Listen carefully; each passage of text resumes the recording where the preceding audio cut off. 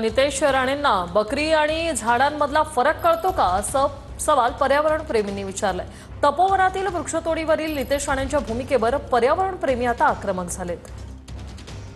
नाशिककरांना oxygen पासून मारू नका, हा ऑक्सिजन आमचा हिरावून घेऊ नका, उगीचच काहीतरी त्याला वेगळा मुलामा द्यायचा। आणि ते आता खरं सांगा, बकरी काय ऑक्सिजन देते का हो? तुम्हाला एवढी बकरीचं पडलं, हे झाड आहे ना, हे ऑक्सिजन देतं। कुठे चाललात तुम्ही ते बकरीपर्यंत घेऊन? तुटपी भूमिका, त्याचा या विषयाचा काही संबंध नाही। मंत्री आहात ना तुम्ही, आणि एका जबाबदार मोठ्या राष्ट्रीय पक्षाचे मंत्री आहात। तुम्हाला बकरीन झाड यातला फरक कळतो का? आणि त्यांच्या नेत्यांनाही कळतो का? असे जर मंत्रिमंडळात मंत्री असतील तर हा महाराष्ट्र उजाडच बनेल। तर नाशिक तपोवनात 500 ते 2000 वर्षांपूर्वीची झाडं आहेत असं पेडणेकरांनी म्हटलंय। वृक्षतोडीला आमच्यासारखे लोक विरोध करत आहेत असंही किशोरी पेडणेकरांनी म्हटलंय। साधूंना जागा दिलीच पाहिजे, मात्र झाडांची वाट लावू नये असंही त्या म्हणाल्या। साधू संतांचा अपमान कोणाचाही कोणी कधीही अपमान करणार नाही। कोणच त्यांचा मान सन्मान झालाच पाहिजे। पण याच्या आधी जेव्हा कुंभमेळा आला तेव्हा कसं केलं होतं? तेव्हा झाडं बिडं तोडली होती का? आता नाही। आज पण तशाच पद्धतीने करा।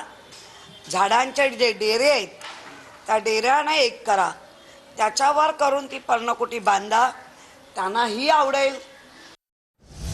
आता बातमी आहे सांगलीतील विद्यार्थी शौर्य पाटील आत्महत्या प्रकरणाची। दिल्ली हायकोर्टाने दिल्ली पोलिसांना नोटीस बजावली।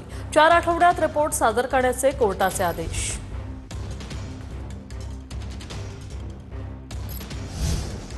तर गोंदियात ईव्हीएम छेडछाड प्रकरणात 12 तास आंदोलन सुरू होतं। विरोधी पक्षांनी तहसील कार्यालयाला घेराव घातला होता।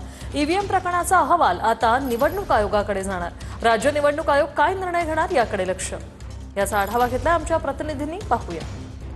गोंदिया जिल्ह्यातील सालेकसा नगरपंचायतमध्ये ईव्हीएम मशीन छेडछाड प्रकरणी काँग्रेस, राष्ट्रवादी काँग्रेस, अजित पवार गट, शिवसेना शिंदे गट, शिवसेना ठाकरे गट आणि शरद पवार गट यांचे उमेदवारांनी तहसील कार्यालयाचा घेराव घेतला होता।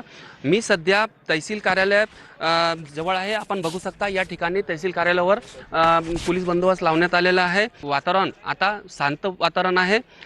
जवळपास 12 तास आंदोलन करण्यात आले। त्यानंतर रात्री उशीर या प्रकरणातील अहवाल हा उपविभागीय अधिकाऱ्यांना तयार करून जिल्हाधिकारी यांना पाठवला आणि राज्य निवडणूक आयोगाला पाठवण्यात आला। त्यामुळे आता राज्य निवडणूक आयोग यावर कोणती निर्णय घेते हे पाहणं महत्त्वाचं ठरणार आहे। साईद पठाण, TV9 मराठी, गोंदिया।